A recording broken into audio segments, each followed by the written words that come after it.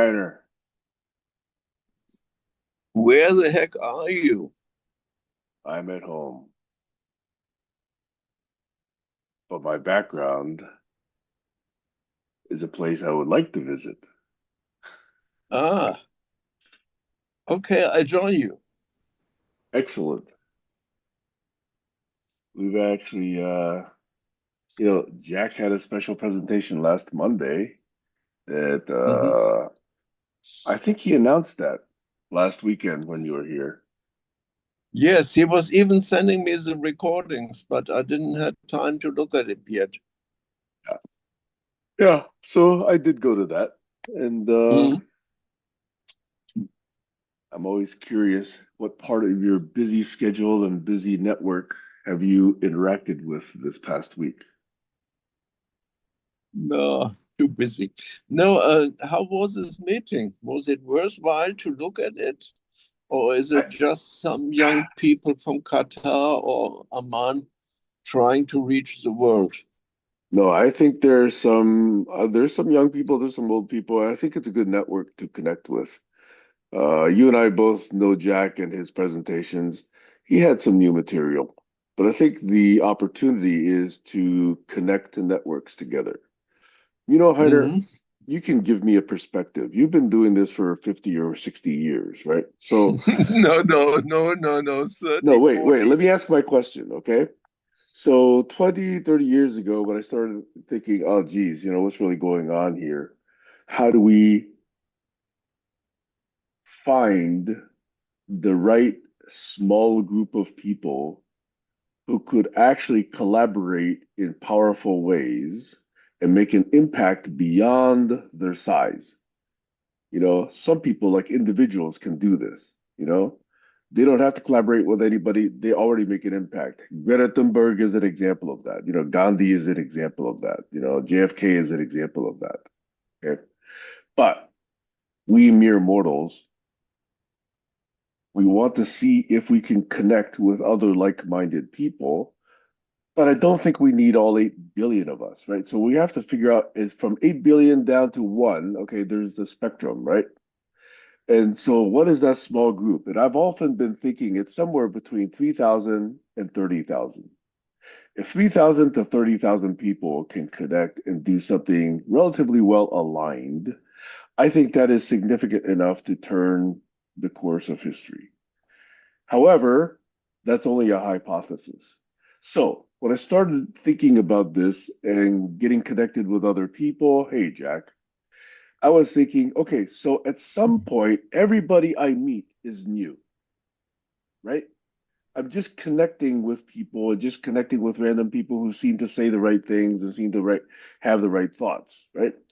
But I've noticed recently that there are fewer and fewer new people that I'm running across, and that we're encountering more or less the same networks.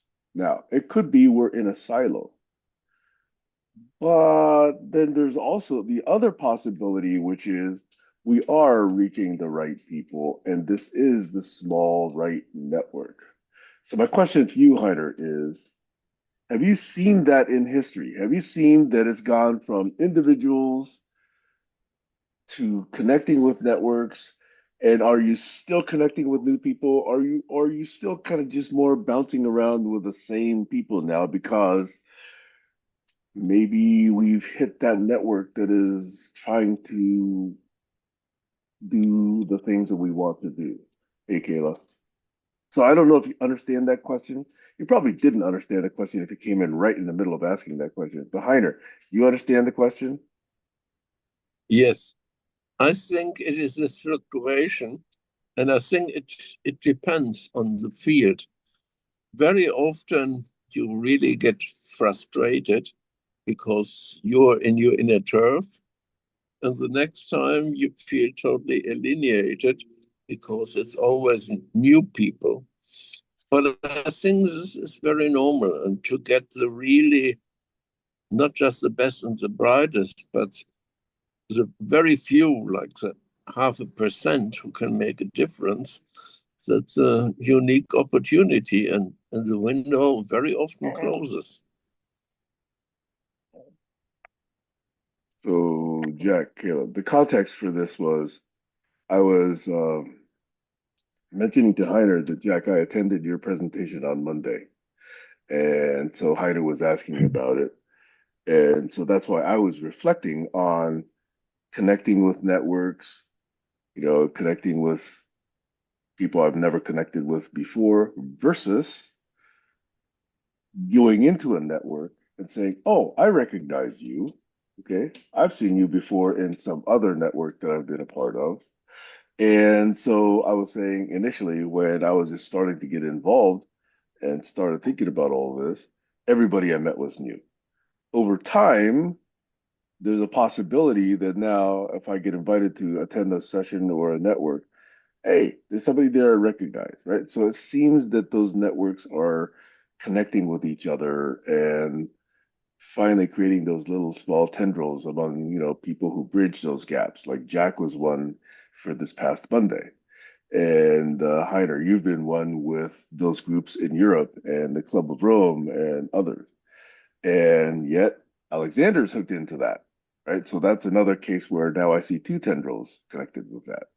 And Kayla, you're now involved in Ventura County. By the way, I sent you an article about Ventura County, and I hope you saw that article. It's one that Yes, I makes people did. I've angry. been, Yeah, yes, I know. I've read that before, but thank you. yeah. And I figure since you're in Ventura County, obviously, you have some influence there. Anyway, so to back up, the flow is rather than all new people, now it's like, oh, it's a new network, but I recognize people. So those networks are now interconnecting. And it signifies a bit of evolution of people who want to help each other make the world a better place. But I now think now that some of those networks are being connected, what do we do next? We have to actually, start really thinking about what each wants to do, how they either support each other or conflict with each other, how they, add energy to each effort or detract because it takes too much time to understand or you're working at cross purposes. So I'm just now starting to think about how those networks start resonating with each other and start reinforcing those activities and how people might actually want to behave and act in those networks. Let me turn my camera off. I'm gonna be right back in about 60 seconds. I just want to pose that question and I'll be right back. Okay.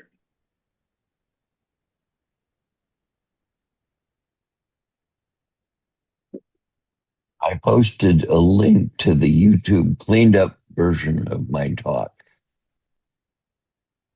And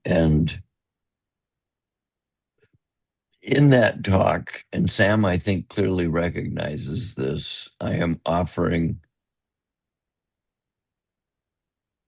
a working hypothesis on how to answer his question.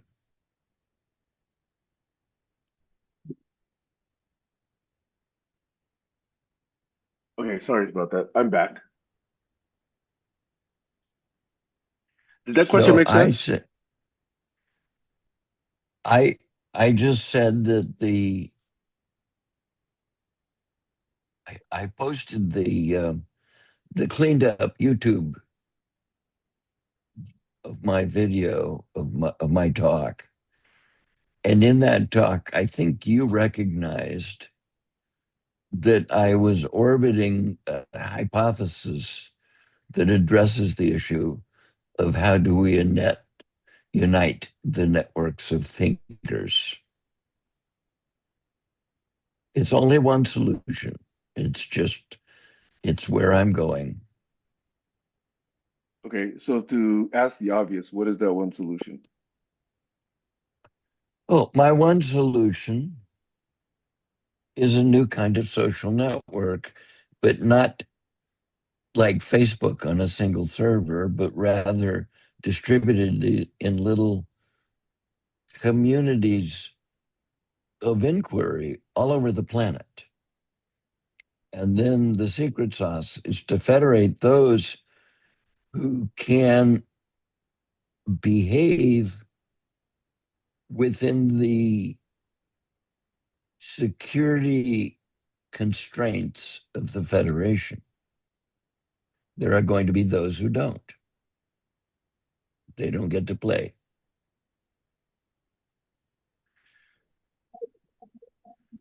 Okay, so anybody else? Or was the question too vague and too oblique?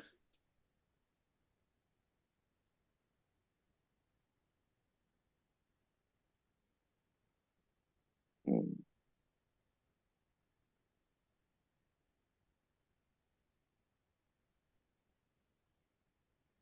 The silence itself is telling.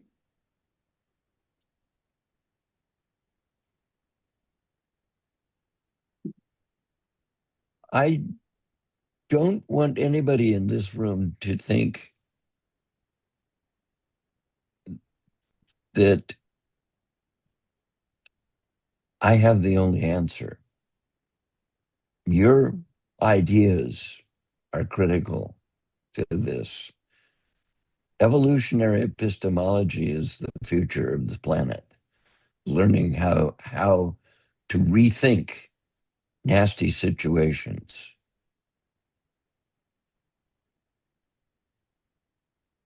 And thereby, you've almost defined that 0.1% because you want people who understand evolutionary epistemology who think. First of all, we have to understand how many people actually think and how many don't. Number of people who think is not everyone. In fact, it's not even half the population. It's not even 20% of the population. It's striking to me how many people just do what they're told or do what their community does and don't think about it, don't question it. I think it's a spectrum. Right, but there's a belt. Yeah, there's a bell curve. Consider that roughly 50% of those who voted for Trump now realize they fucked up. I don't think it's that high, Jack. I actually do. There really is buyer's remorse. I think there are some, but I don't think it's anywhere close to 50% of them. Well, that we don't have hard data, so there's no way to know. But I've been watching the news in a wide variety of sources, Right, and it's interesting. right. And the poll numbers still show way too many people who still support Trump. That suggests Well, that those are in they are the nothing. tens They of are millions. nothing like when he started. Uh, See, if you see polling numbers that say 63% thinks he's doing a bad job and 33% think he is, that's still a very high number, that 33%.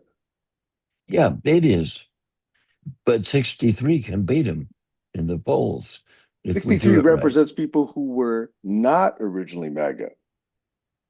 So the people who were MAGA that went to the Actually, 63%, actually, I see those polls broken down a zillion ways, and some of them are MAGAs who changed their mind.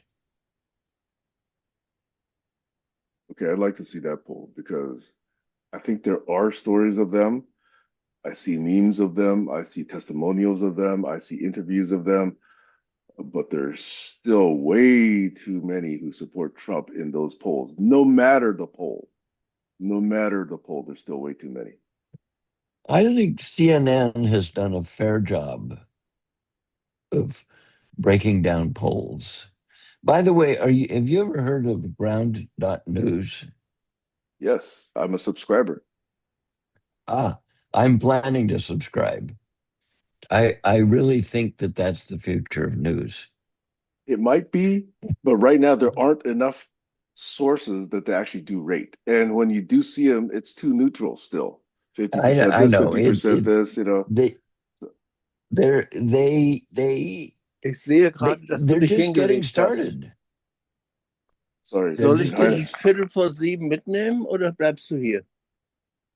Heiner, did you Wahrscheinlich want to be on vorher mute? schon gehen, Ach weil so. dann Sam. Konzert I will Sam. in der actually Sam. mute Reservierung audio. Business. I'll mute. I'll mute. There you go. Yeah. Yeah.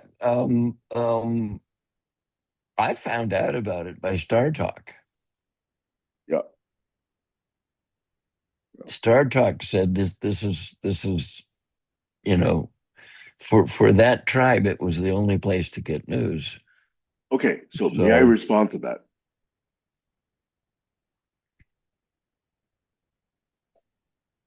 Okay, I'll take that as a yes.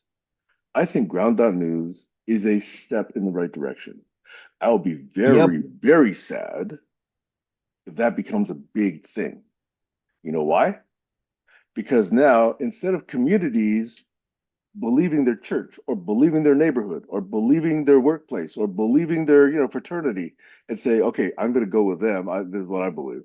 Now it's a matter of, oh, I'm going to switch now to ground.news and I'm going to believe what they say.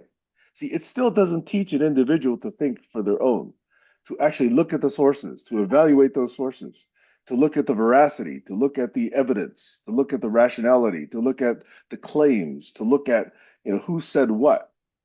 So I think if you just switch from believing one source to switch to believing another source, number one, okay, it's a good thing for now. But if that's where it ends, we're still not leveling up. That's my take on that. Over. So is it your experience that ground.news does not coach you in how they analyze? Most people just look at the red bars or the green bars or blue bars or whatever, or Oh, white well, that bars, sucks. right? That's Right? stupid. Yeah. Right? They're not Well, going to actually okay. go and study, Those how. those are the intractables.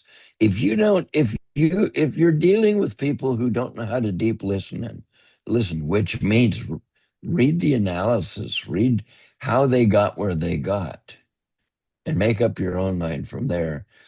Yeah, you probably aren't going anywhere. So that was my take on And, ground news. Because and when you that's the point of our guilds is okay, to coach people to go in that direction. okay. Kayla, you've been very silent. Would you like to check in, or did you have a reaction to anything that was said here? I'm mostly listening, only because I have to hit the road in a few minutes. So I'm just enjoying listening to you guys. I'll probably participate in like an hour. You're being chauffeur again? Yep. Where to this time?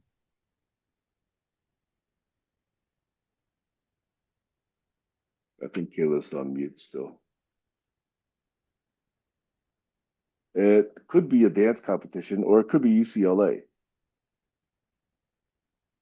Her son Damien just accepted at UCLA, so they've been attending events Oh, there. which is good news. Yeah, she's very happy. Now she's a Bruin mom. Ah, she's a Bruin mom. Go Bears. Let's see. And Maxwell has been engaged in a lot of dancing competitions, so that's also been taking up some time. So, the joys of parenthood.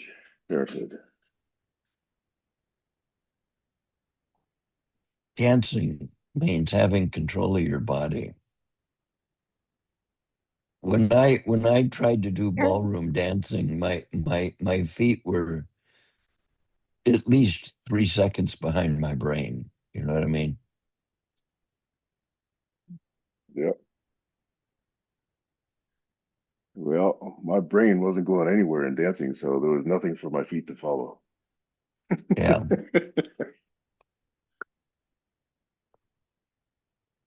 But I think Tai Chi is helping with that.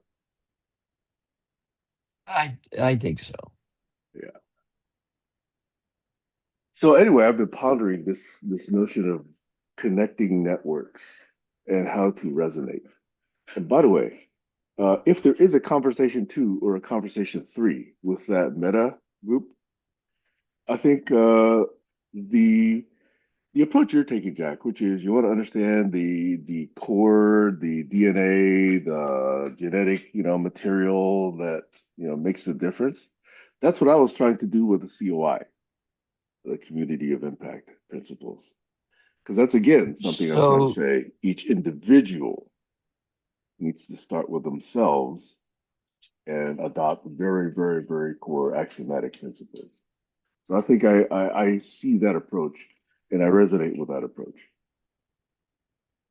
a typical meta level group meeting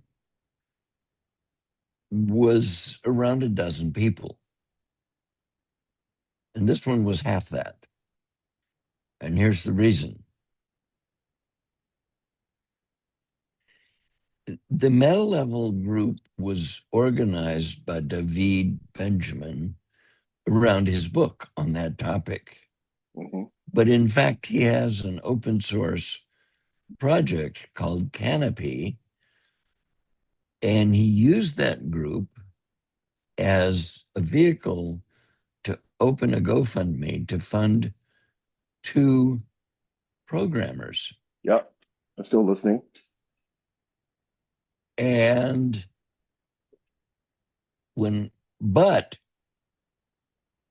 he had enough respect for me that he allowed me to come in and offer a different but not competing worldview. Uh-huh. And I'll explain it this way. You have to understand the core difference between a map and its territory. And a map is a very meta level thing. It sits above the territory. Now, a classic road map, gives you all these little symbols. This is a town, this is a railroad, this is a schoolhouse, this is a mountain, this is all these things. And it allows you to have an overview of the territory before you engage it. Now, remember, we all used to have AAA roadmaps until we had Google Waze. and AAA doesn't even have the roadmaps. I mean, you ask for one and they look at you like, what are you smoking? But they will go into a dark room and pull one out if you need it. And blow off the dust. And yeah, and I really wanted one for Las Vegas because we drive there, and I don't like Google Maps.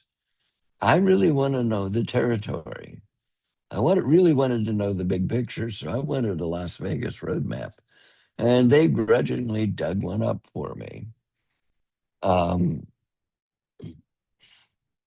the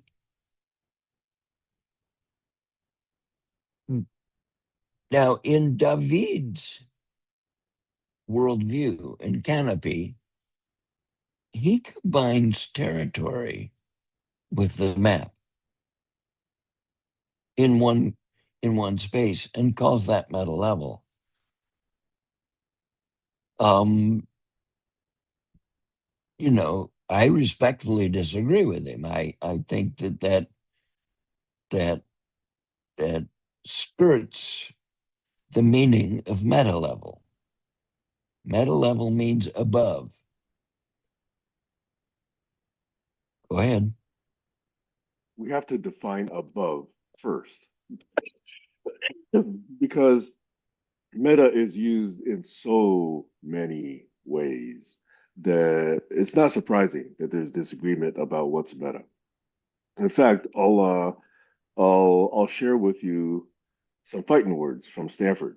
Okay, is that when I was taking those AI classes at Stanford, and this is in the 80s,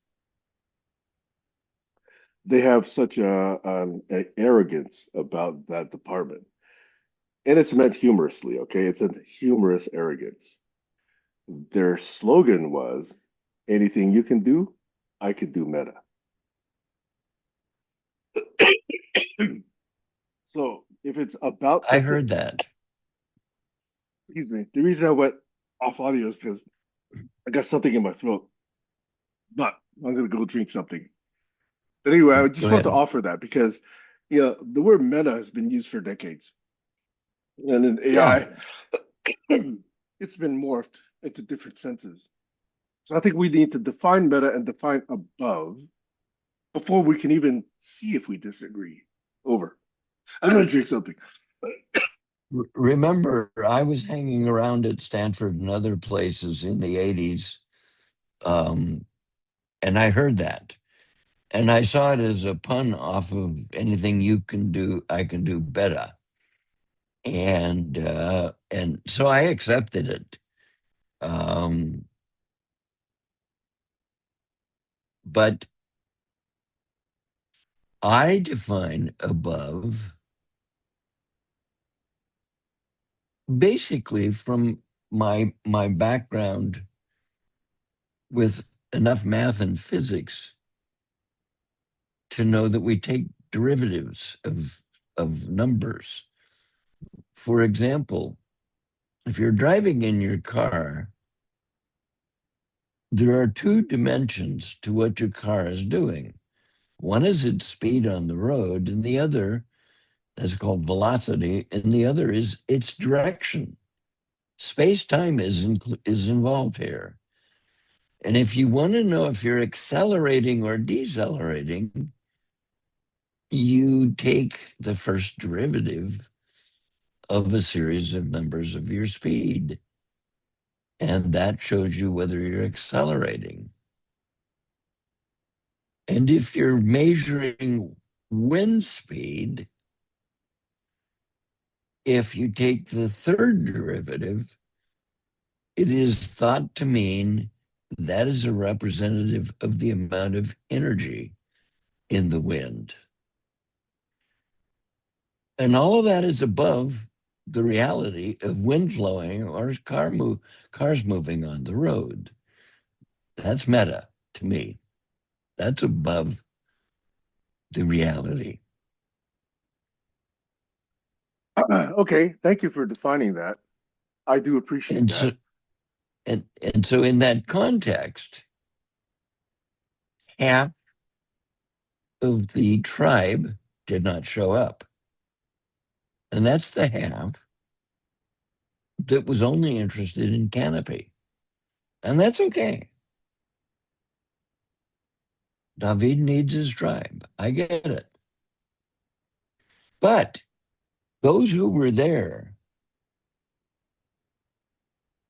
are slowly forming a very powerful set of bonds around what I'm talking about.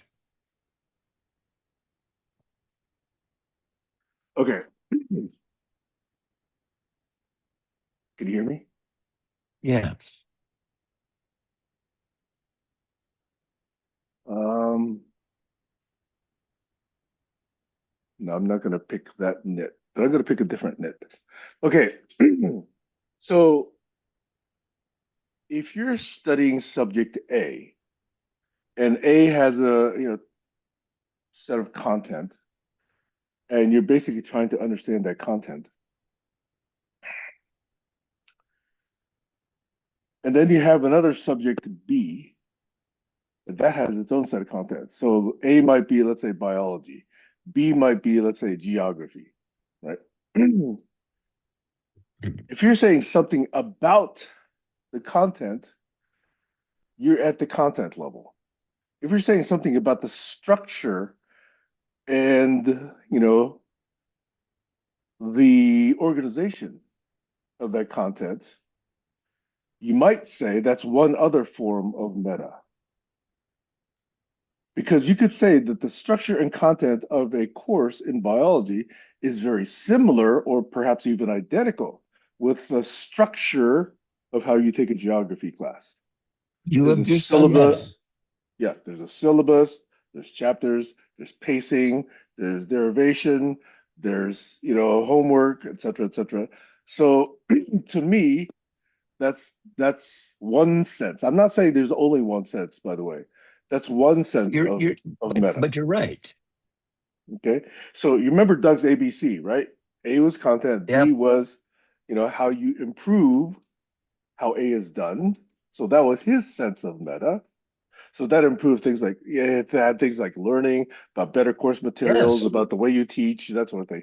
And then he had a C level, which is how do you improve the Yes. B's, Yes. right? And a C might be, well, maybe you use a wiki, maybe you use Slack, maybe you use Topic Quest, maybe you use, Zoom, maybe you use AI today, right? So there's different forms of meta. So in the ABC itself, there's a structural meta being proposed. Again, I don't say it's the only one. So there's at least two different definitions of meta, actually three that we've talked about already. And that's why I say Well, those aren't that different. That's the point. B level is above A level. C this level is this above. aboveness, the aboveness is what I'm questioning. Okay, it's not above or Well, below, right? the it's let's just say it's outside. Maybe that's a better word. The point is, the index of the back of a book is as meta as it gets. It's outside the book, but it gives you the structure and it organizes its content around the subjects in it with very, very weak relational information, like see also. The topic map is that index on gigantic steroids.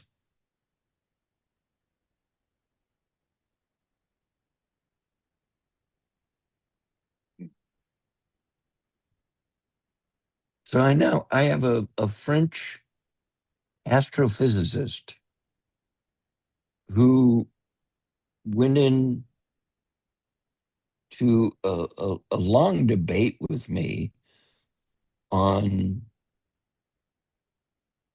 Signal until she realized that I was not talking about Canopy, that I was talking about something entirely different. If you go to hypothesis is this really marvelous bookmarking platform. It goes up and beyond anything. And it allows you not to just annotate a page and put tags on it, but people will go in and comment on your annotations. And they even get into debates there. And they say that they're meta level. I say they are both meta level and territory. The minute you get into those debates, you're back in the territory. If you're That's debating my the view. content, yeah, I agree. And that's the point. So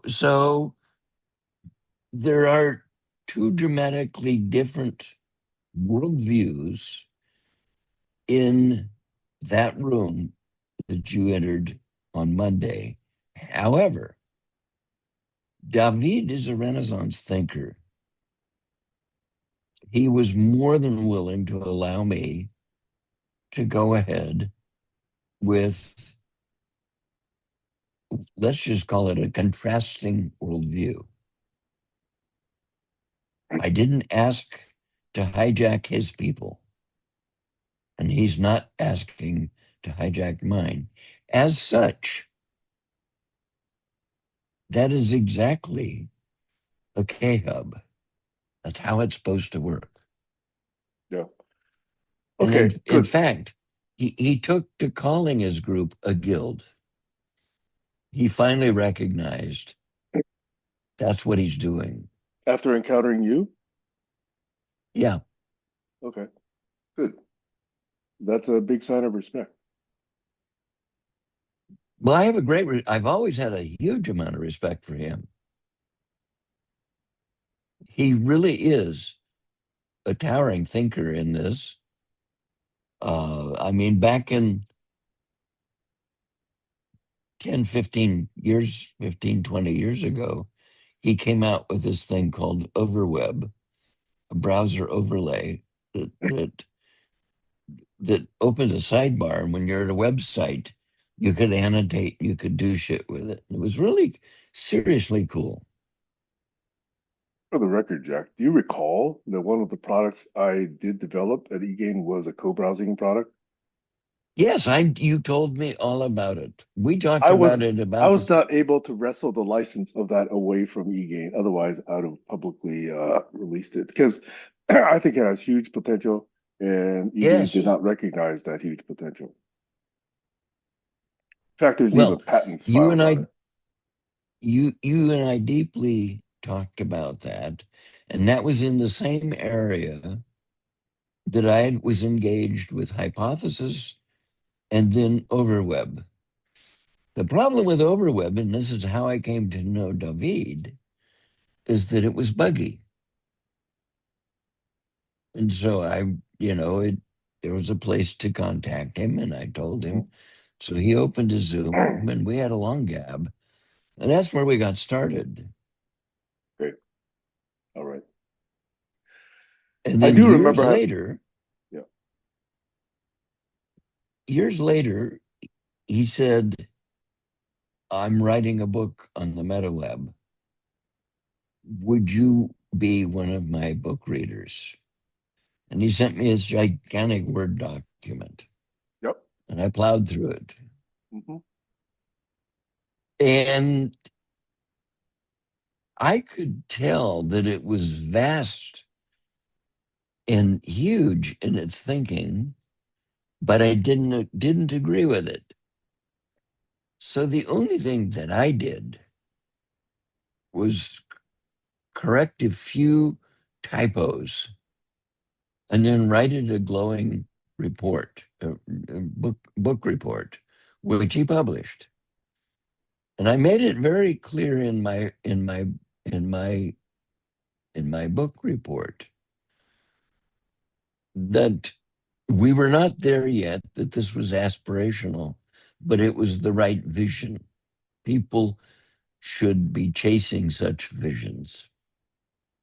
And he loved it. So he and I are not enemies or competitors. We're just part of a gigantic nick. No, in fact, I like that about David. I'll find out more about him because, unlike others who will push away people who disagree, he welcomed you, and that's a huge plus sign You for just him in my mind. you you just have to know that he's a truly huge thinker, and huge thinkers don't fall into epistemic traps. Huge thinkers understand how small their egos really should be. That's always the case. So people with big egos usually are not huge thinkers. Just keep in mind that he started the group as a mechanism of funding Canopy, but he allowed me to march in Hmm. and bring an alternative worldview and allowed the group to play with it. What I made it very clear to him was Canopy belonged in K Hubs. I said that. And in fact, in the acknowledgments to people who made significant contributions to my views, he's there. So are you, by the way.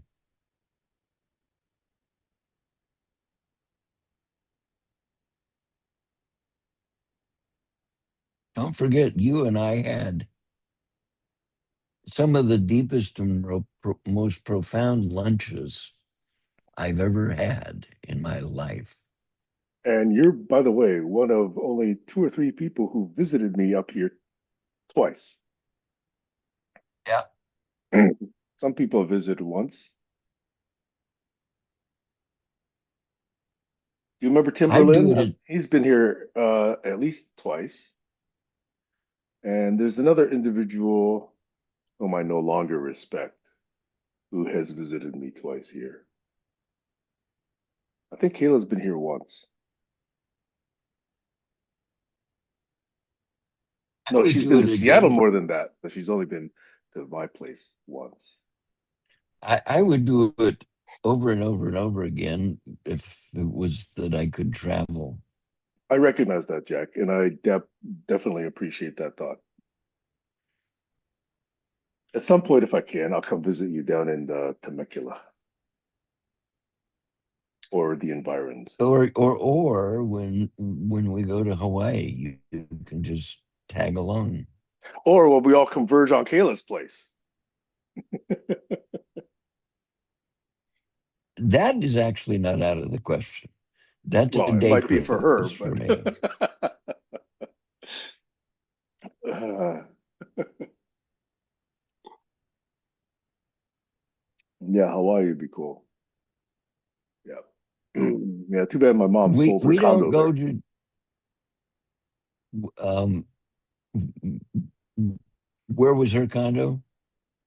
It was about a mile from Aloha Stadium in a neighborhood called Aiea or Aiea. Ah, so It was right, that's on Oahu? yes. It was right Yeah. next to, and she was on the 14th floor, so she was overlooking a golf course. And lots of, green grass and not just well, on the other side was dense, towers, but at least on one side it was a golf course. Yeah, we only go to the Big Island. The Big Island actually is slowly deteriorating because people have now discovered it. Well, it's But before that, it really was paradise. Have you been to the one with the waterfall? Let's see, Kauai. Have you been to Kauai? No, I have not. That to me was paradise. But I've not been to Kona, but you've not been to Kauai. So maybe, Kayla could be the arbiter there. I thought that was remarkable. Well, Kona has so many things to do and places to see that you don't need Disneyland. Oh, them's fighting words with Kayla, by the way. But yeah, I do agree with that. The Disneyland for me was a childhood dream, but um, now with the price they charge and the fact that they will sell people tickets to the front of the line, Yeah. um, it's look, I met Walt Disney. What it is today is not what he meant it to be. That part's a fact. And I read this morning that Disney is beginning to regret that they put the Star Wars thing in it.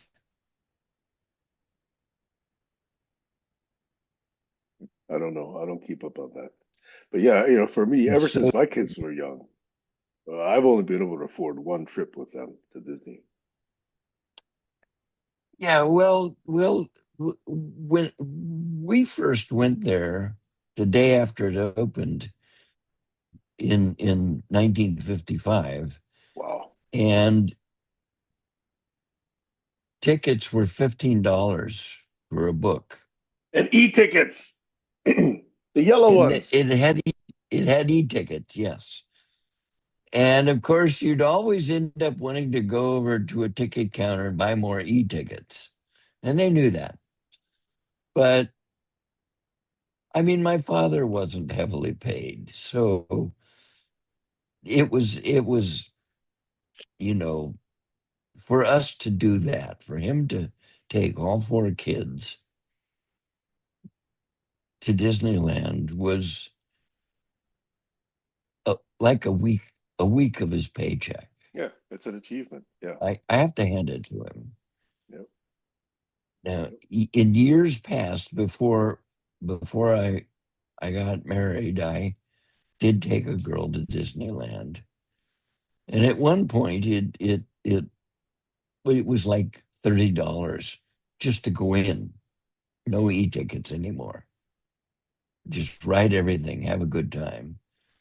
And the last time I did that, it was like $150 a head. And then Linda and I went to Disney World and we got a discounted set of passes that was still around the same price.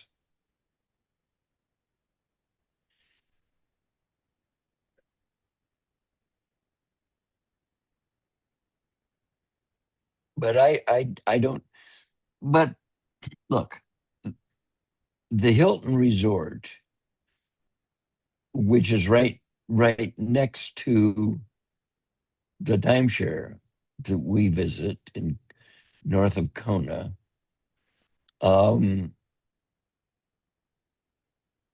has a pond filled with dolphins. Yep. That's the famous one. It's what, 450 or $500 a night, last I checked. Actually, I've been surprised. It's not quite that high. And they actually opened, since our timeshare is a Hilton, as just as yours is, um, they opened a piece of the hotel to the timeshare. So we will spend some time at the timeshare and out of there, because when you go into the timeshare at the hotel, they want $50 a night for parking, and the other timeshares it's free. So we get rid of the car, we go over there, and then we just use the bus and go to the market. But by then we've done the whole drive around the island. The island is this monstrous thing with one highway that goes all the way around the coast. And it takes you to a place which is the southernmost point of the United States, not the continental United States. It's further south than Florida. Well, I don't think so. The south tip of Venezuela is further south. This is Hawaii, which is a state. Jack, come on, I'm making a point and a joke. Okay, you can make your joke, but sailors during World War II would go there and jump off this cliff so that they could say that they jumped off into the ocean that's the furthest southernmost point of the United States. And then you keep going around, and there's this gigantic Kilauea volcano. And from there, you go into Hilo, and from there, you can go to a botanical garden that is absolutely to die for. It's just amazing. And then you can go a little further north and go up into the hills to a vanilla farm. And until you've had pure Hawaiian vanilla, you don't know vanilla. These are really amazing. You get a vanilla shake and you just go from there. It's as good as it gets. Did you do the bike ride south? Downhill down the volcano? We we used to go into the to Kilauea, and there's a lookout point where you can go up there and see a museum and blah blah blah, and hang out very close to the edge of it, but it's still bubbling. And at any time, it could just say, oh, fuck, and blow up a whole bunch of shit. And they don't want you to be very close when that happens. But there is also Mauna Kea, which is the highest volcano. It's dormant. And it's where, first of all, they measure CO2 in the atmosphere, have been doing it since the 50s. And it's where some of our most important telescopes exist. But they're coming under fire because the natives believe that they have desecrated sacred grounds. And and so I don't know what the future of that is. On the side of Mauna Kea is where NASA put a geodesic dome, and they train astronauts as if they're living on the moon. They go into that dome and they don't come out for 6 months at a time.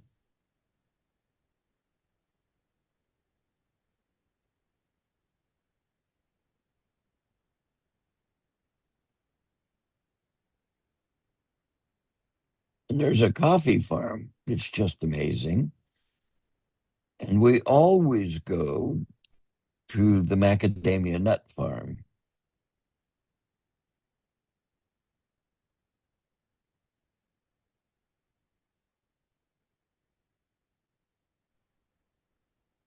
So that's and you can swim in the oceans. You just go right out there.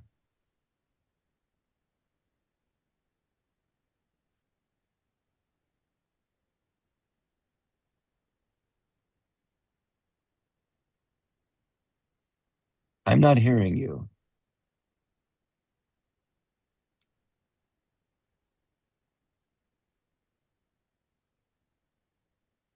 I don't know what happened. You walked away, and when you came back, you're not muted, but your voice went away.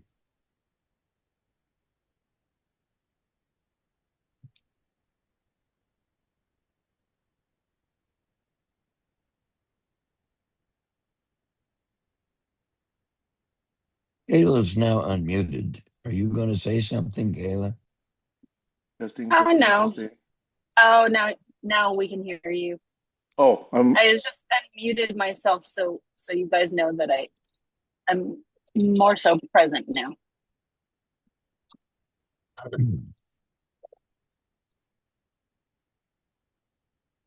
That Sam, we heard you, and now we don't.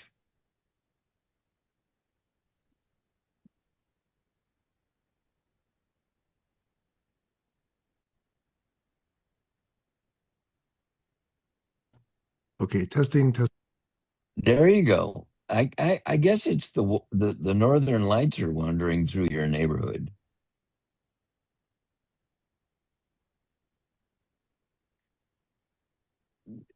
Now you're gone.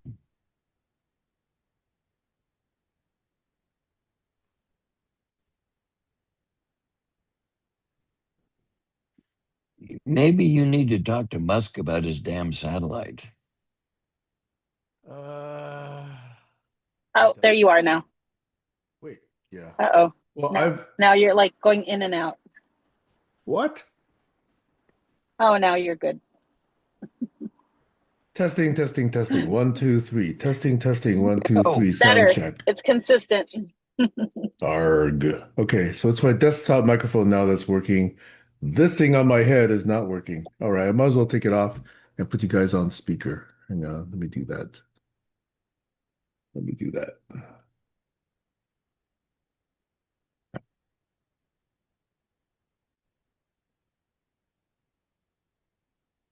So now you're gone. You know, the batteries in your headphone may have died.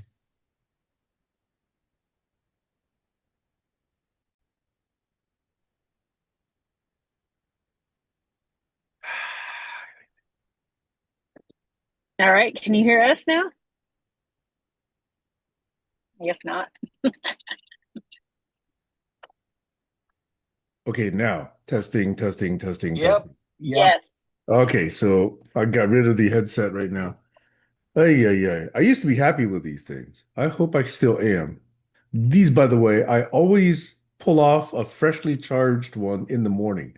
So when I started this call, it was at 100%. Now, it's not surprising that I use them every single day. Okay, they're so good. Which says that you may be at the battery's end of life. I'm wondering that, and that would be sad because these are the Well, QC45s. They're really good. yeah, no, I'm aware of them. And it's always a pain in the ass when you hit the battery's end of life.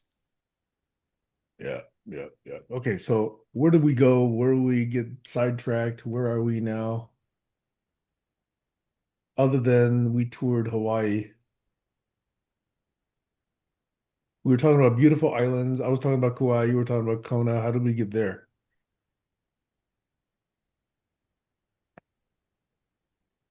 Kona, there's an airport called Kona, and United and every other major airline goes there.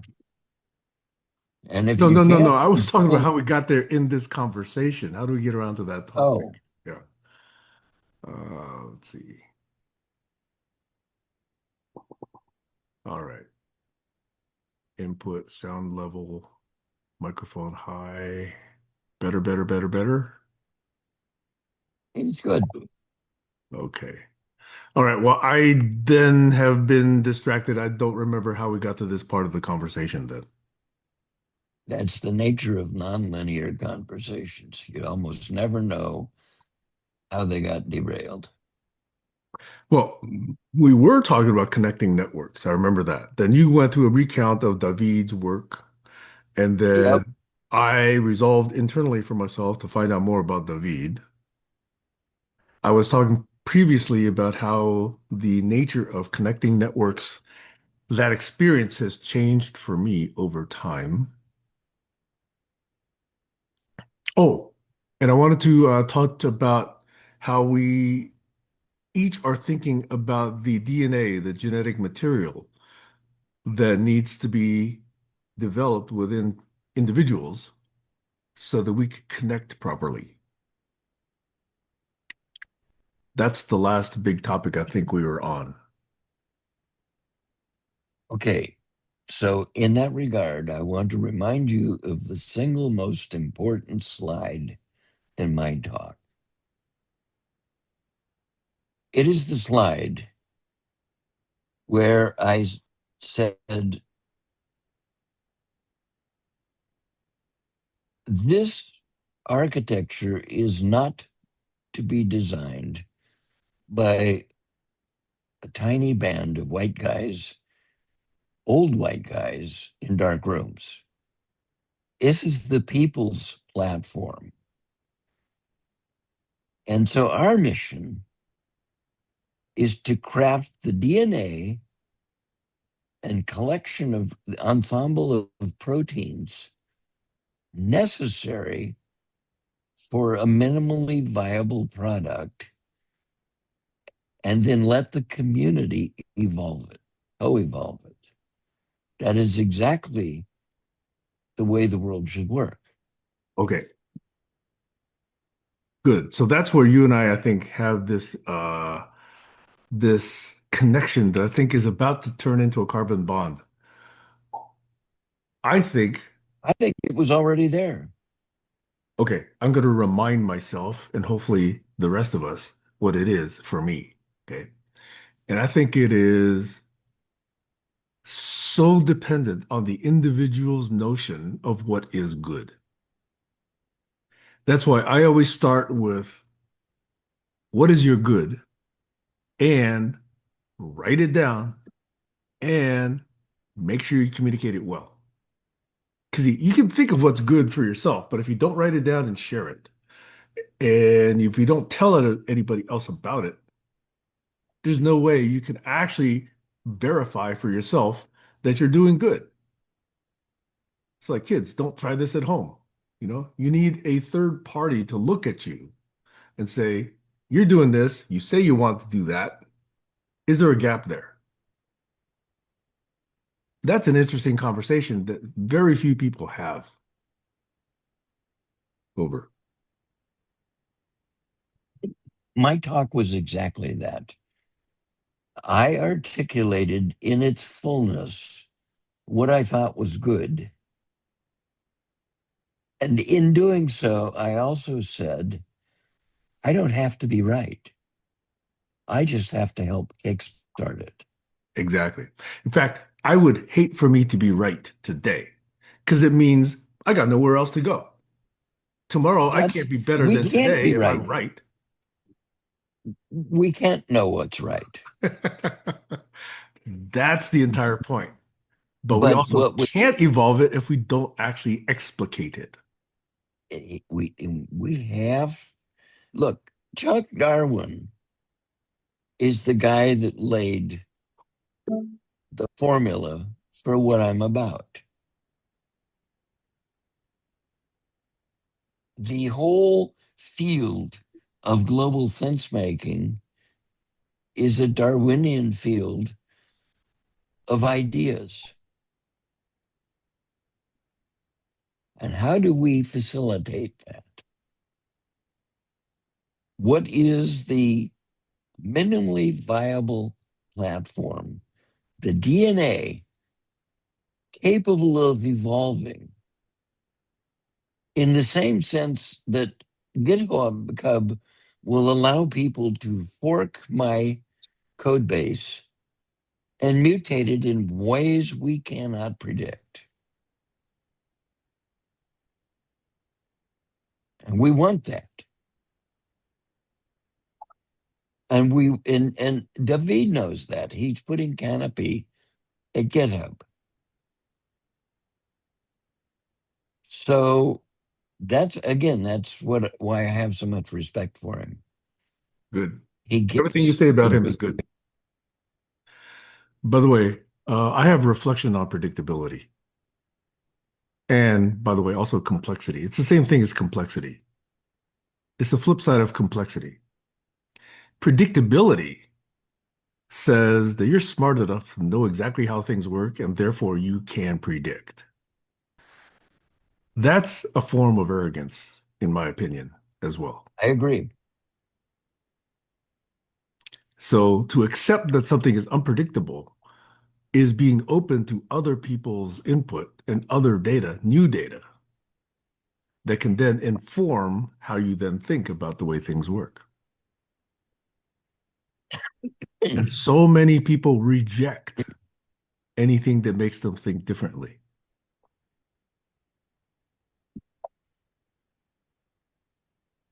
That is what makes this work for me is that I've known forever that I'm not smart enough to have all the answers. But I am smart enough to draw the right small tribe together to assemble the DNA and protein ensembles. And as I told Jerry McCoskey when we did Free Jerry's Brain, it has to be the right tiny group. It cannot be the whole of his tribe. They're all crazy and they'll pull us in too many different directions. So he assembled the right tribe. And fundamentally, it was Pete Kaminsky and Marc Antoine and I think is Bennett something or other in Texas. And they just kicked ass. I had nothing to contribute. but but Pete figured out how to export Jerry's brain to Jason.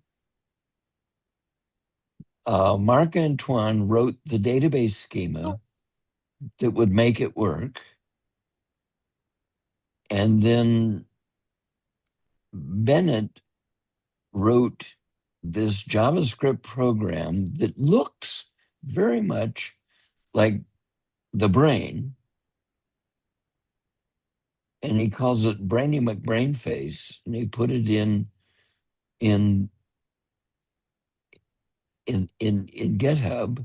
Everything's in GitHub, which allowed Mark Trexler, the climatologist, to dump his climatology brain and through Brainy McBrainface create these little tiny apps that people could use to get smarter on climatology. I mean, this is how it works, folks. But it started with the DNA and enough protein structure made in the original Free Jerry's brain. Okay, 5 guys. so if I may, I'm going to make a huge nod to the person that also was very, very early on and made it okay to do so, and that's Richard Stallman. Like him or hate him, like him or hate him, he came up with the notion of open source way back in the Well, so 70s, I think it was. I, and he wrote that The meta editor, text editor, Emacs, um, Emacs. which And is still I the mean, best text editor in existence today, by the way. everybody knows that, except it's too confusing for me, so I just go with something else. But be that as it may, everything he has said and done is right. Yep. However, he drew a following that is actually Nazi like. Now, here's how I know that. I went to a party at Engelbart's house, and somebody I'd never met came up to me and he said, "Hey, would you like to meet RMS?" And I said, "Oh, absolutely." And so he took me over, and I mentioned that I was working on combination of a MacBook and Linux. And he immediately corrected me. It's GNU Linux.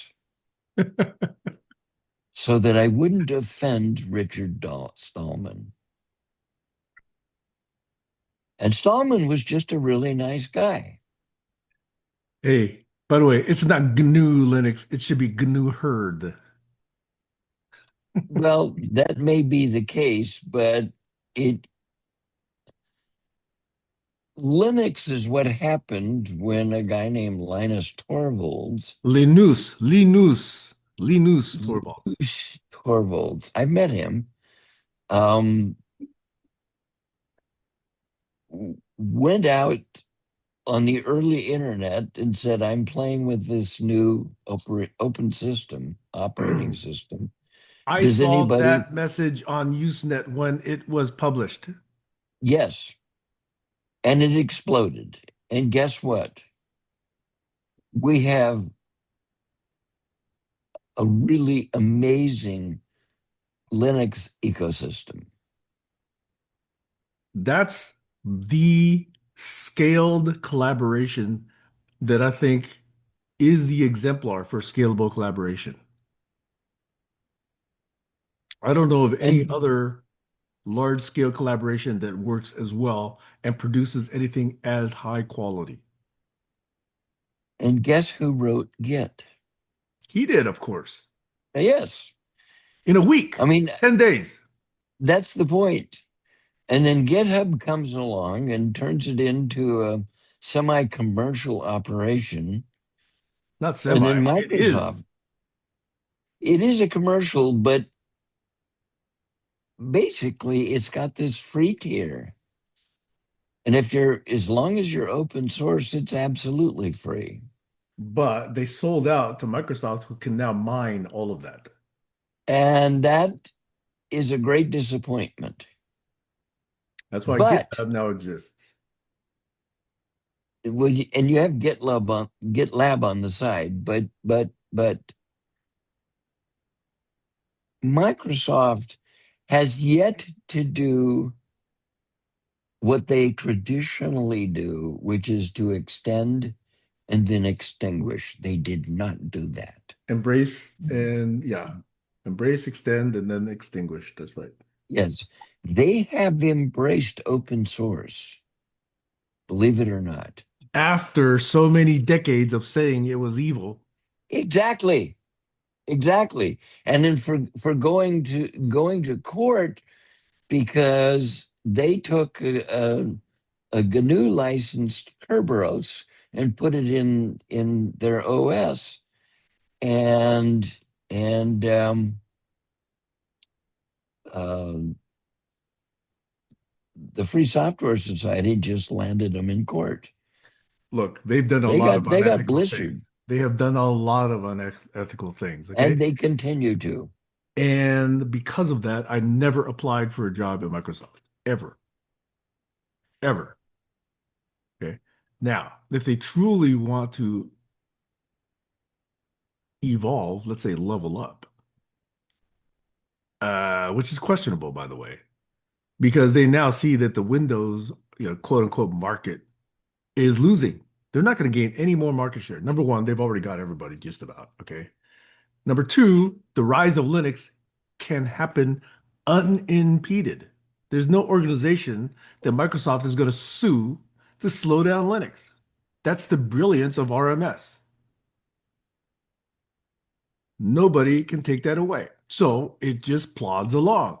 And whenever you have a smart person that wants to contribute one small, PR, it improves. And Microsoft can do nothing about it. That's the brilliance. So now they're taking WSL and they're making it, quote unquote, work inside Windows. I think it's going to replace Windows over time. Oh, And sure. the last step, which I think they're fighting, is to rewrite the Office applications to run on native Linux. Once that happens, Windows is gone. There's no need for Windows anymore. Well, there is a side story about Bill Gates. Many side stories. This one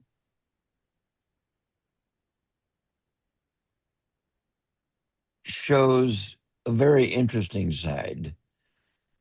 He was on his treadmill one morning watching a DVD about something called Deep History. It's on Amazon. You can buy it. And it takes a look at history in ways in which your classroom text never did.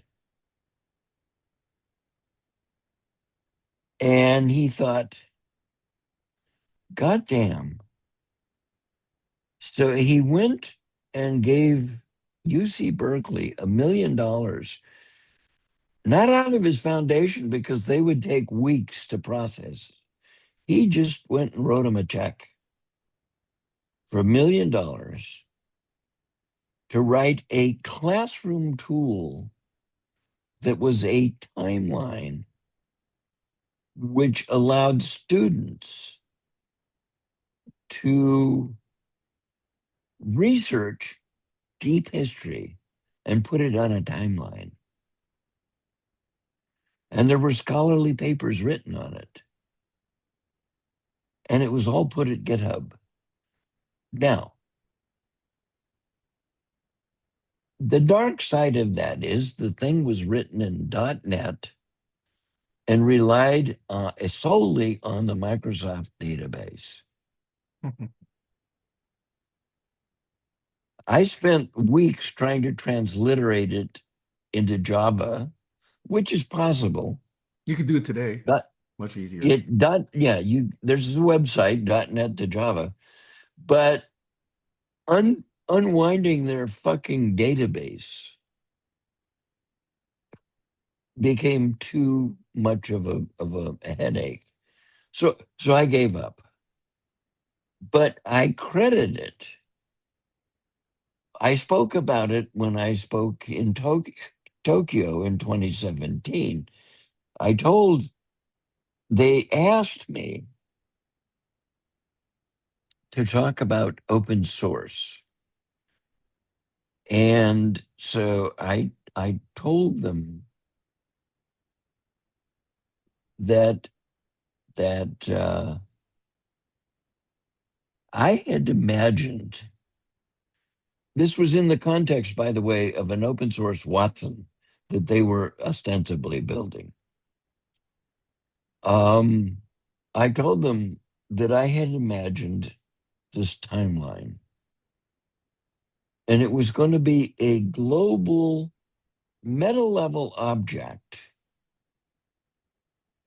And on the timeline were dots, and each dot was a topic in a topic map. And that humans all over the planet would go into these epistemic communities and contribute to those dots. It was a people centered artifact. It was an attractor basin for kids to study history in the way that textbooks and business models would not allow them. And in so researching it, I discovered Gates's project. So in my talk, I put up the links to that too. And I said, turns out Gates was there before me, but we can go beyond what he did.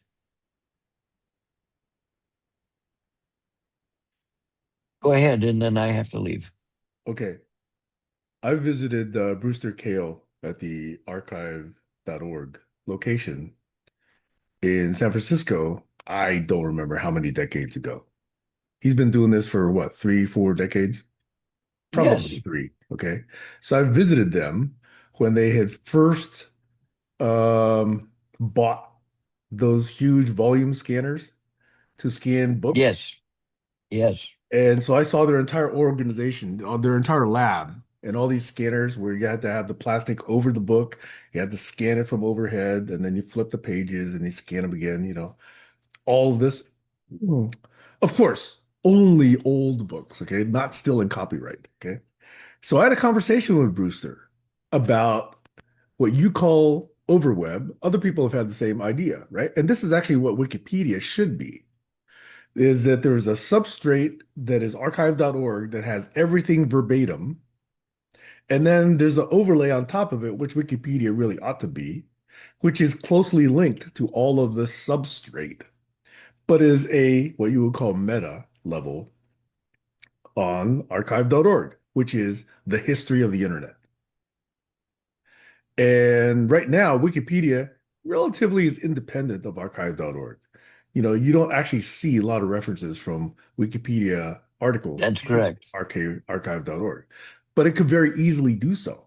Because the whole promise of archive.org is it ain't going away so long as he can still pay for storage and making it, survive. And then you'd have the actual source.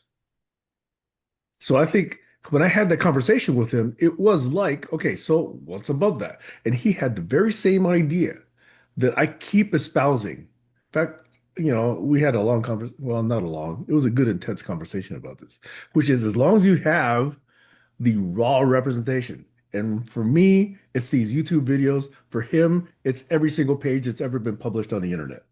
Yep, yep. As long as you got that, you can build derivative works from it. As simple things like blogs, simple things like video blogs, commentary, articles, even books, even then entire courseware on top of all of this. And yeah, that's what he wanted to do. He knew that everybody else could do this. That's not his focus. His focus was to provide the raw substrate. Just like I've been criticized a lot for saying, why don't you do more with these YouTube videos? Well, it's all there. Anybody can do anything with them. My point was to make sure that they exist. And then you can actually start building derivative works from it, which it has started to happen. It Collins did has. something like this years ago. I started extracting YouTube, transcripts and putting them into, articles years ago. So anyway, I just wanted to sort of resonate along those lines of thinking, but I see that Heiner's got his hand up. Welcome, Heiner. Before Heiner goes, I need to respond to you directly. Okay. That is because I used to go to lunch there. And one day he invited me to talk about topic maps. Ted Nelson was in the room. Hmm. We had a good talk. And then I went up to him and I said, I would be happy to put a topic map on your servers. And that's when he shut me down. Wait, who shut you down? Ted or Brewster? Brewster, he He shut you said, down because it was not his focus? right. Yeah, It that's wasn't his okay. focus. Isn't that okay? Well, no, what he said was, I cannot and will not provide you server space. Right. I don't see any problem with that. He's got Well, his mission, right? no, but this is my point. I don't have the money to put up the server farm that would do it justice. Now, a side point on that is I gave a talk in Montreal. I'm sorry, in Alberta, University of Alberta. And I was told that University of Alberta was in talks with Brewster about replicating, redundantly replicating his servers at the university. Mhm. And I proposed to them that that would be a place to put the topic map. The only thing that they said was, let us talk about it. But apparently they never did conclude those. They never did go ahead with the merge. So it didn't happen. And I They have to don't have a run. replica? They are not a replica. Okay. I'd be surprised. I mean, it takes a lot of resources to put that up. Well, but they have a monstrous amount of resources. Hmm. I've got to run. Sorry. No, just one word. You see, Go I'm ahead. listening to you now all the time. It really resonates with me well, all these people you mentioned. And I mentioned Arno Peters, the world history and hyperhistory projects in Germany since the 60s. So there is so much similarity to do it in a multimodal format that we should do it another time. I was with Arno Peters in Bremen in the 80s. Please continue, and Jack, run. Wait, Heiner, how do you spell his name? Huh? How do you spell his name? Arno Peters? Oh, I gave you all the links. We say that we have published it. It's in the National State Library, Arno Peters. You can't And, repeat. and, and then the Encyclopedia Britannica and Canadian Cultural Heritage Foundation took on this work and also misused it because they don't have the big, broader views like you both have to really see the need to have multi-dimensional concept map or topic map or whatever Jack says. Maybe we focus especially on that. We all have to run. Wait, Heiner, do you have 10 minutes? Let me look at the time. No, not really. Okay, then I want to talk about this tomorrow if you're able to join. Kayla, I would like for you to be there too because here's the teaser for this topic that I really want to talk about, okay? Which is when you send your kid to school and school says, well, you got to take writing, you got to take English, you got to take math, you got to take science, you got to take athletics, whatever. To me, at least when it's presented to me with all of my kids and all of my kids' friends and all of their parents, nobody got a big picture about how this all fit together. Nobody said, here's how psychology is affected by history. Here's how mathematics introduces, concepts in science. Here's the history of mathematics, and here's how people in history fought over whether or not the earth was round. Here's how, biology helps us with health because it came up with these vaccines. Nobody has given the big picture about why when your kid goes to school, these are the six things and the only six things they're going to learn in school. They don't draw the connections. I think that is a huge gap. And I think that picture and those set of connections give a lot of motivation to why you learn something. See, when somebody goes into a particular field, goes to math class, and they have no idea. I find stupid things like people say, I don't need algebra every day. How stupid is that? Okay. People don't see these connections. So I think these connections between topics and how these topics are introduced, especially to children at a young age, and even more importantly, to the parents who don't understand this. There's a huge gap in our educational system. And that's one that I would love to say, we got to rethink this, draw this picture, draw multiple pictures. Choose this path, choose that path, choose the other path, okay? But make sure they're all connected. And then engage in teaching these kids and taking them on this journey. But other than that, you're just making kids bored and you're making kids hate school. And I think that's a huge problem with our educational system. Sorry for the rant. I want to do that tomorrow. That topic. Over. No, I say bye-bye. We are really one. Bye. Bye, Heiner. Bye, Heiner. Thank you for your patience, Kayla. No, it's okay.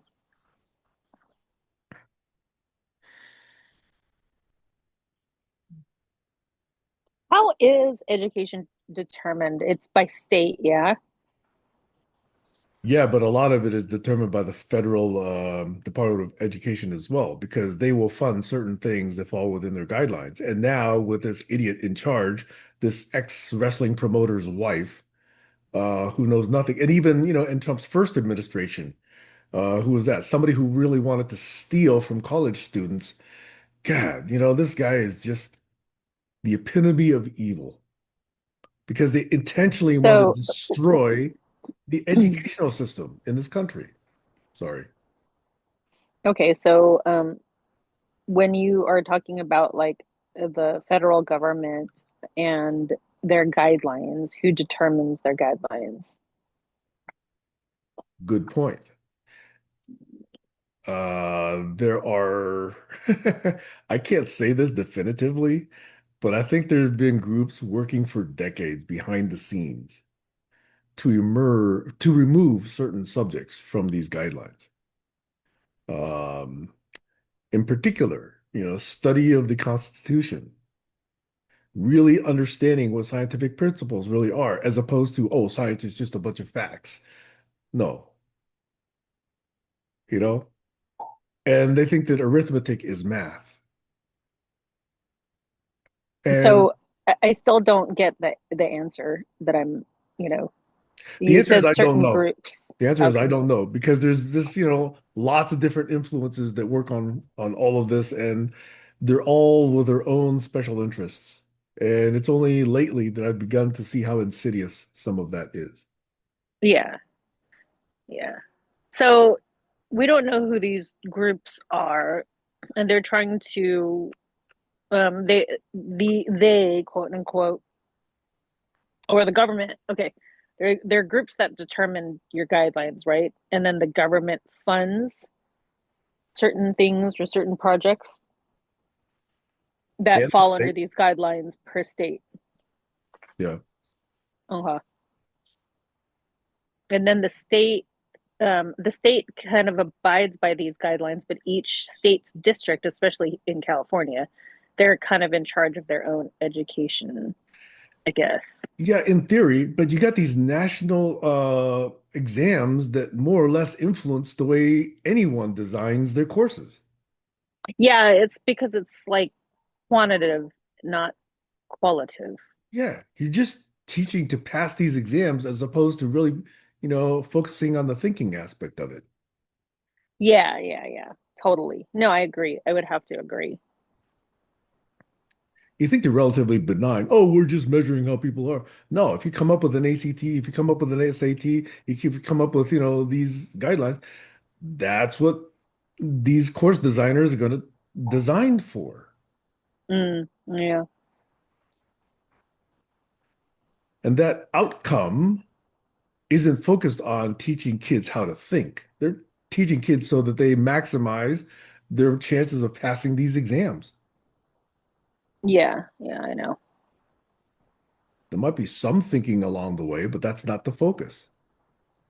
Yeah.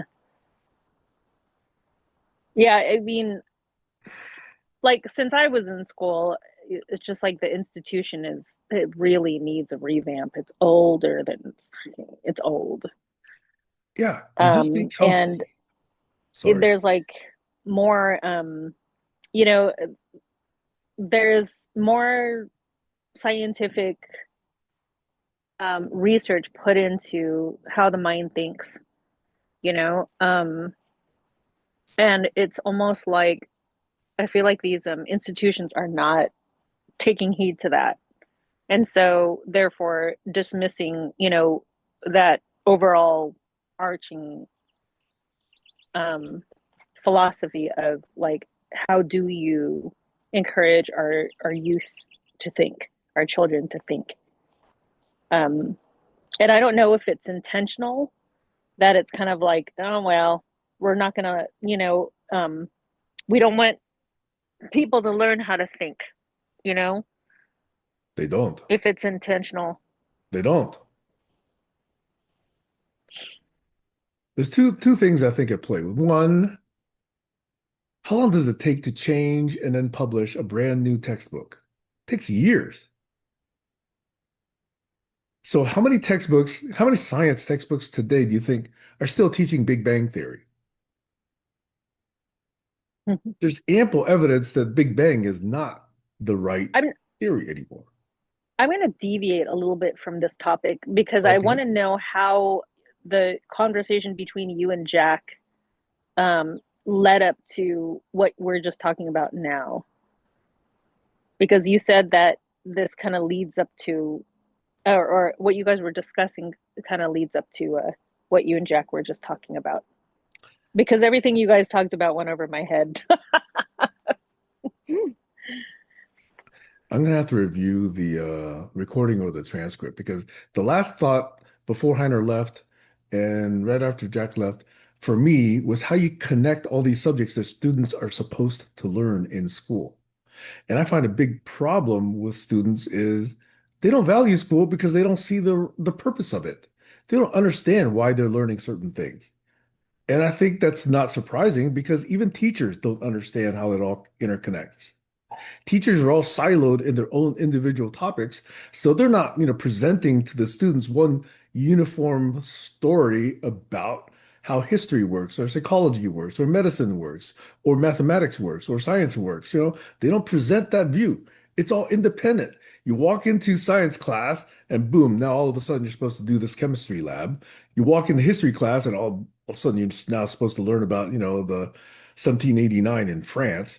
Oh no, by the way, they never teach anything about the East, not in American schools. So they're not connected in any way. And I find that is so demotivating. That's why people and kids and even adults say, I didn't have to take algebra. That was a waste of time. Yeah. Yeah. Well, you can't blame them. I'm not blaming I them. I'm I blaming the say the same thing. system. Yeah, I say the same thing to my kid. Like, you're probably not going to use this. But Um, if you present it the way you present it, it'd be a lot more compelling to see why a person would use it and then probably use it in, their line of work or their life. yeah. So yeah, I totally get it. Anybody who pays taxes, if they don't understand algebra, what are they doing? Just filling out forms? Yeah. Well, your implication is very judgmental. Just to let you know that it's Okay. it's I could tell where you're going with this, but the way it's presented, yes, you should be attacking the system, but the way it's presented is coming across that everybody's stupid, and they are, but not in the sense that being accusatory. It's more like, well, as a result of your stupidity as a result of um, an institution's, what is it, priorities, which it's not doing or Okay. doing. All right. I accept that criticism. Yeah. So just a FYI. Sorry. Like, No, it's good. I'm if I were giving a talk on this, and I know this is publicly shareable, I also know very few people are going to watch this. yeah, no, I get it. I get it. But I agree with you, okay? If I were actually talking to one of these people, I would say, did you not get a story about how all these subjects get put together? And clearly the answer is going to be no. Hmm. In fact, for myself, I never got that story either. I had to piece it together myself over decades, Yeah. and it's probably still incomplete because I'm not up to date on all of these subjects, not at all. Yeah. Yeah. But, we have these educators, quote unquote, who are supposed to be doing this. I don't see this happening. In the meantime, you got these secret societies and organizations that intentionally want to remove references to, let's say, slavery, references to the mass annihilation of indigenous people in this country. And they're successful because those things don't get taught properly. And you got a bunch of people who are so ingrained in, oh, this is the right form of democracy. This is the right form of capitalism. This is the right form of running a country. And yet, those aren't discussed in classes anymore. Did your kid, Yeah. by the way, in high school or even middle school, ever read any part of the Constitution? Yeah. They did. That's amazing. That's amazing. Hmm. I actually at one point, let's see, could recite certain parts of the Constitution, but I don't remember anymore. I wish, but I gotta honestly say, I can't recite all the 10 Bills of Rights. I know maybe half of them. I certainly cannot recite all the other amendments. I really should do that. Hmm.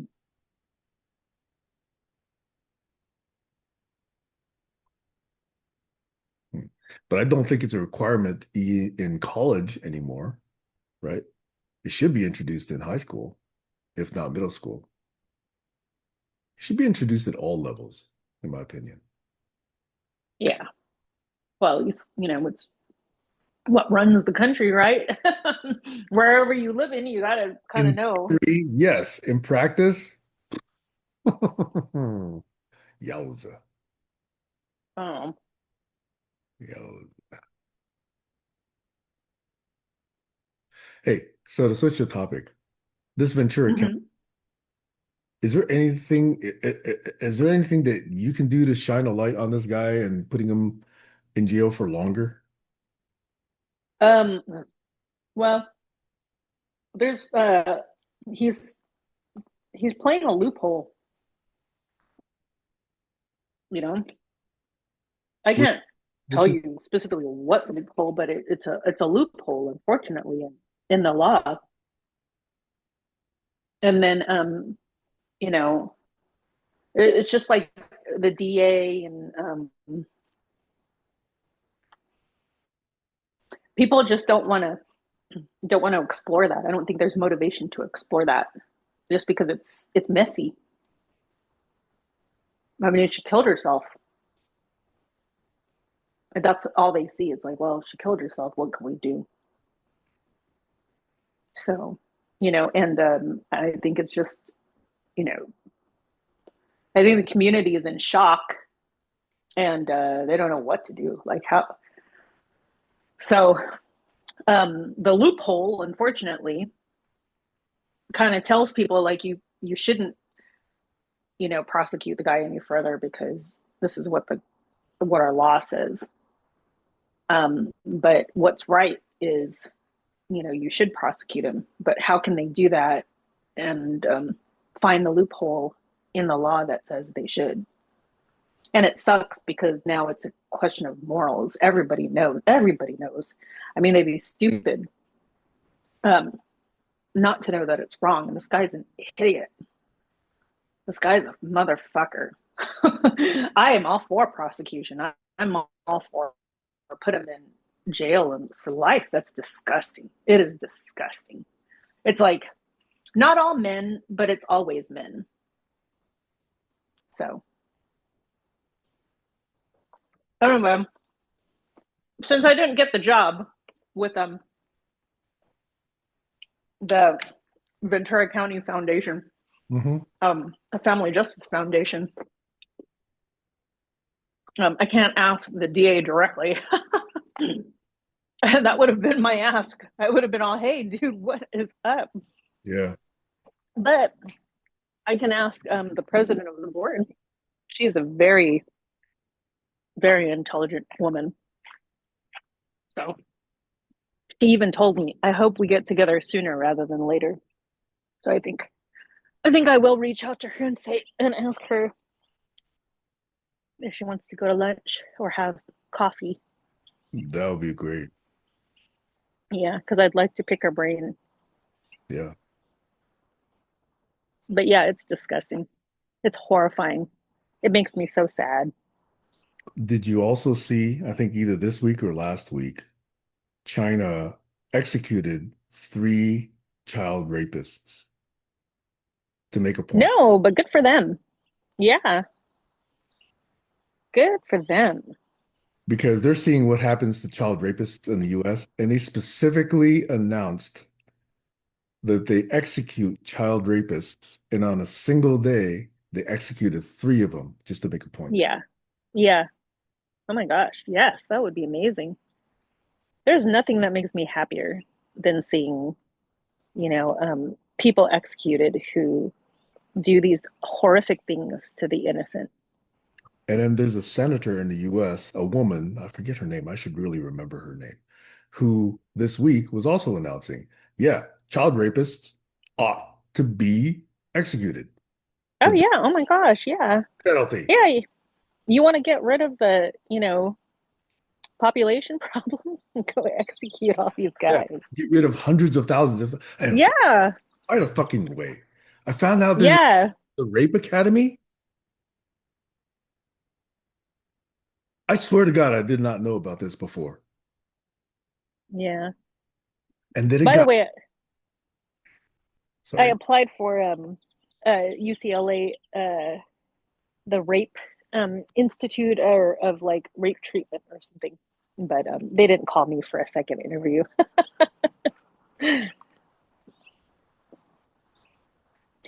That would have been interesting too to kind of touch and address what's going on here in Ventura County. that'd be But really intense, but it would be definitely a valuable thing you'd be doing. yeah, Oh well, I suppose my resume wasn't good enough.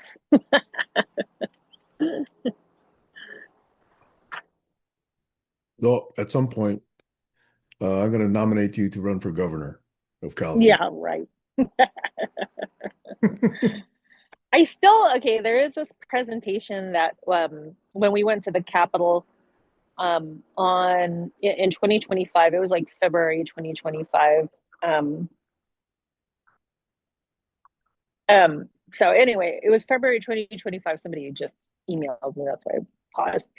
And this guy, it was really interesting. He was talking about like the money in California and where it's coming from and some of the theories that he has and like they could track people who actually moved away from California versus people who moved into California and talk about like the decline in employment, but you know the increase in um, and don't quote me on this, but I think it was like an increase in what is it, retirement. And so it was really you really could see things like on a like what is it, a big national level, and a lot of this is, I believe, up for public consumption, but we don't know how to get it. All this data you're talking, And yeah, I believe it is. I've got to look back into it. I'd love to see it again. I want I to see this data again. try going to a website called Kaggle, Kaggle.com. I bet you it'll have a lot of this data. It won't necessarily be analyzed the way you want, but a lot of data sets are right there. And a lot of people do study this data and then publish their findings on Kaggle.com. It's a really interesting website. Ooh, okay. Nerd out on that.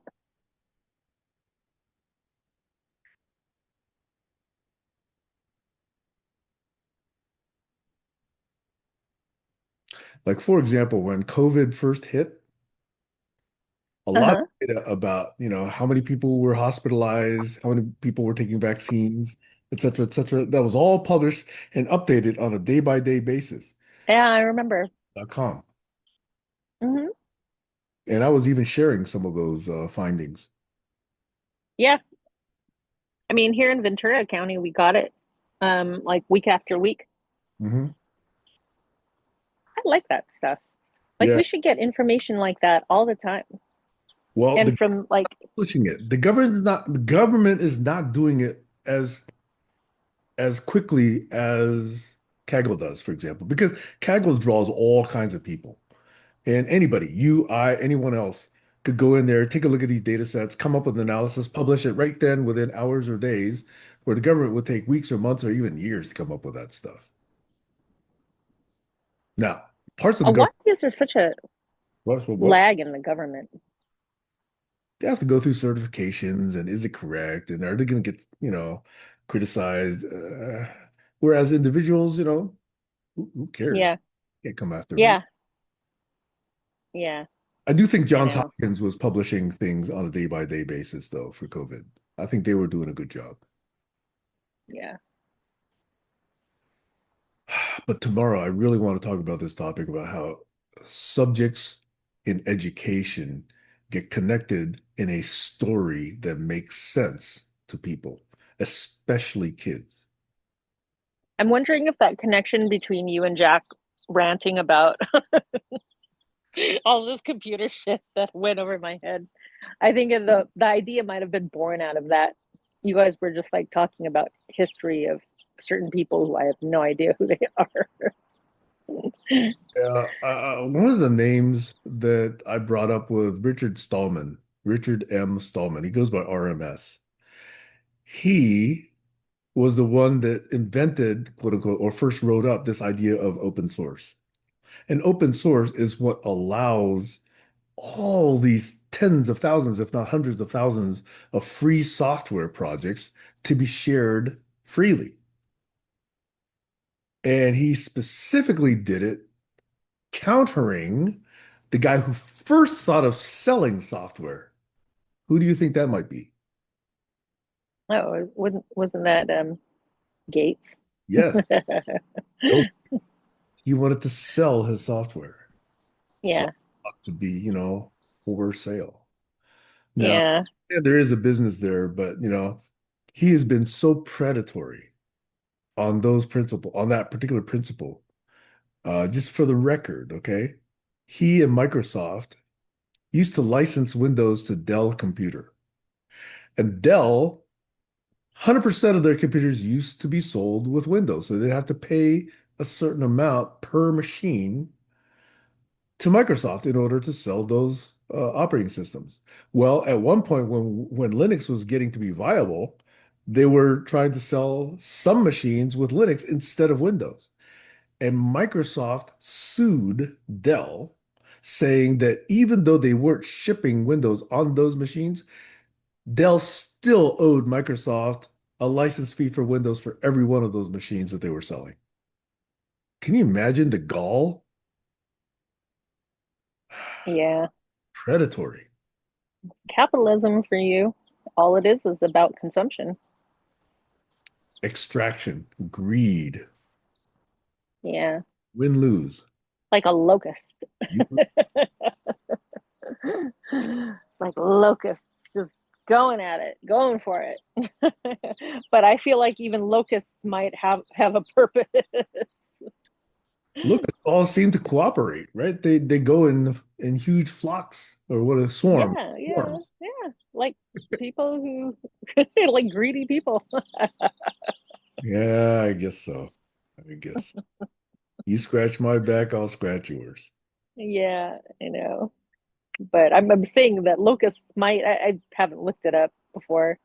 But I may know they might serve a purpose like uh, on here on Earth about the land and sustainability. Who knows? Hmm. Yeah, I have to look it up.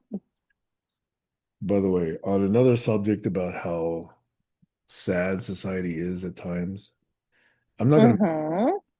but did I mention a friend of mine whose father committed suicide? Did I ever mention this? No, And it's you so did not. life is that he has two kids. His son subsequently also committed suicide. Oh no. Yeah. Oh, that sucks.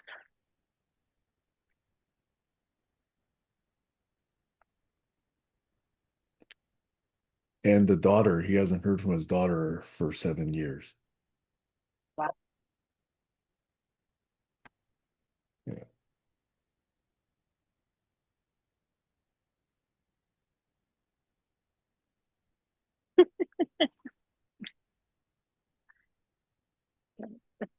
Good. Sorry, I didn't say good at that information. My dogs, they heard me take out the hose Okay. as two other dogs were walking. I So, understand. and they stopped barking, or they stopped their bark. I'm sorry, Sam. Is the who's the consequence? Yes. Oh Anyway, boy. I'm hoping you can join us tomorrow because I really want to lean into this story of education. Yeah, I'm pretty sure I could join you guys tomorrow. I'm just really happy that I got most of my work stuff done, except this morning I realized I screwed up and I posted something online that was wrong. So I'm like, oh well, what can I do? It's wrong, it's out. It's a learning opportunity. Oh yeah, absolutely. Learning to read my own shit and slow down. Mhm. How's your writing going? Oh, it's going really well. I'm doing so much better on just writing itself. I mean, that was the whole point. Um, Making sure that I write on a regular basis, and I've been doing that. Um, Now, um, I'm trying to find like pockets of time to actually work on something that's of my own, because my creativity is really like on a roll and I want to keep it there. It's not up to par as it used to be, but the more I write, the better I'll become. Absolutely. Yeah. But, you know, the challenge is just trying to find the time to do it. Yeah. Because when I was taking spring break for a week and not doing anything, that was when I was at my most creative. I didn't have responsibilities.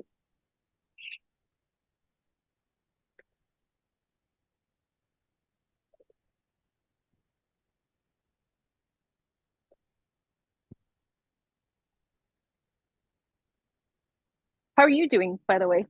I didn't hear a check-in from you. You went straight away to some topics. Yeah, I don't think I did a check-in this week. Um, what happened this week? I've been thinking about what a new quote unquote, I hate this word, but what a new economy what might look like if we were to improve the economy that we're living with. Like right now, one of the themes is billionaires and soon trillionaires are taking all the money out of society so that we can't build infrastructure. But if you look at countries like China, they've got super trains, they've got, bridges, they got highways, they got electric car companies, they've got, and then you look at, Norway, similarly, nobody there is homeless. Everybody's got a decent job, everybody's got health care, you know, because the economy produces Mm. that goes back into society. But we in this country, we seem to worship billionaires like gods. And the more they extract from society, the more people, regular people, seem to worship them. And I'm not just talking about, the obvious names. I'm talking about pastors that live in like 30,000 square foot mansions because Yeah. they run these quote unquote churches that are, not taxed and people just give them money. Oh, yep.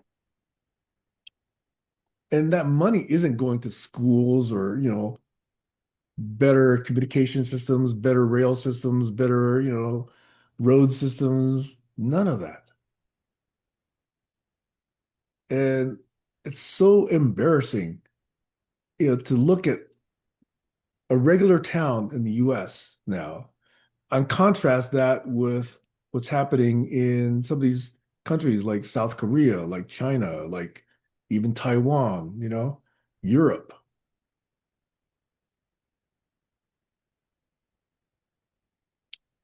So I think I don't talk about this a lot, but I do think we need to figure out what a good economy looks like Yeah. and keep that production in society and not take it overseas into some Swiss bank or some bank in, whatever that island is in the Bahamas, in the Caribbean.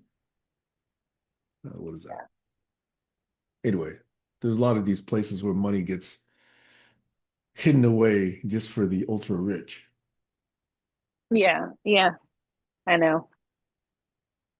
I think to do that, our values have to be aligned, like what you were saying about complexity and simplicity, I just wrote something about that because you inspired me to do that.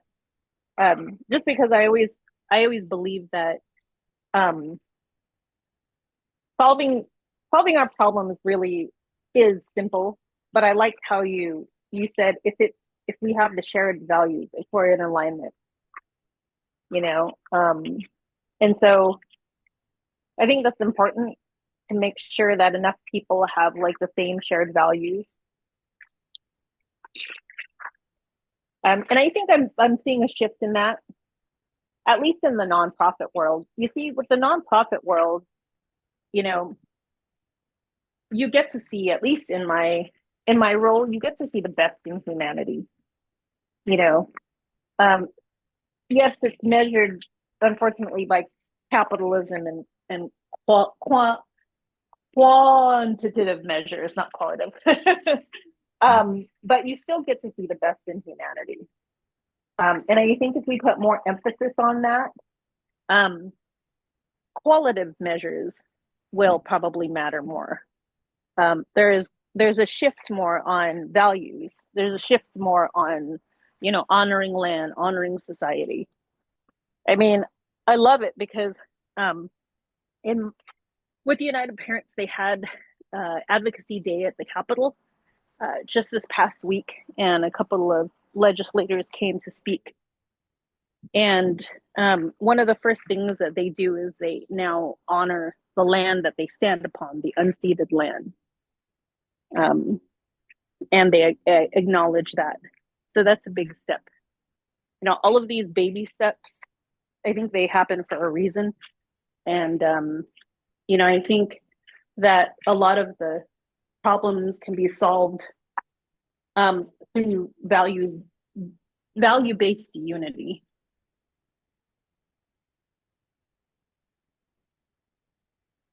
I like that. I think that's another worthy topic for future discussion as well, because coming to aligned values, to Yeah. me, is also not easy. No.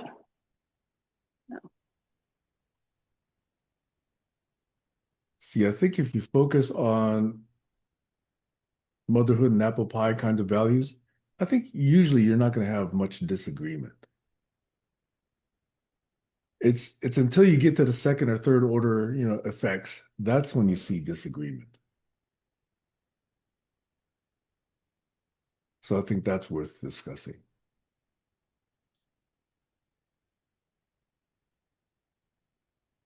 One of the people I forget who said this. If you're picking somebody to marry, don't look so much at what values they say they support. Look at how they behave when they're angry or disappointed.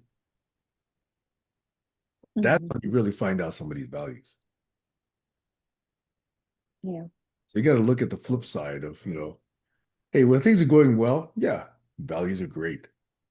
It's when things are not going well that you really understand the values that really drive someone.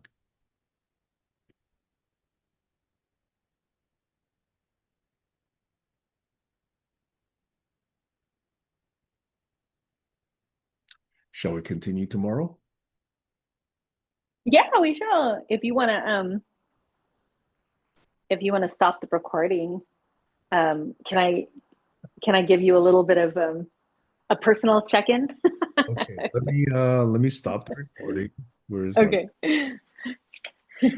so Close your windows. where is the stop recording?